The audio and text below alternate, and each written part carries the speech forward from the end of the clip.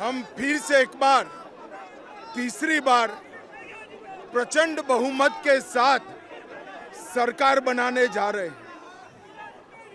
श्री नरेंद्र मोदी जी और हेमंत विश्व शर्मा जी के नेतृत्व में असम में इंफ्रास्ट्रक्चर वर्ल्ड क्लास बना है। सारे उग्रवादी समूह सरेंडर किए हैं। असम के अंदर से उग्रवाद, गोलीबारी, बम धमाके समाप्त हो चुके हैं। यहाँ हेल्थ का इंफ्रास्ट्रक्चर बन रहा है और इसके साथ साथ असम पूरे नॉर्थ ईस्ट का हेल्थ और शिक्षा का हब बन चुका है। प्रचुर मात्रा में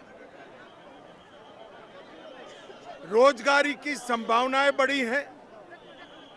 इसके साथ साथ सेमीकंडक्टर जैसी आधुनिक से आधुनिक इंडस्ट्रियल इकाइयां आज असम में लग रही है। चहुं ओर से असम की जनता भारतीय जनता पार्टी और एनडीए की सरकार बनाने के लिए उत्सुक है। हम 90 से ज्यादा सीटों के साथ फिर से एक बार सरकार बनाएंगे। धन्यवाद।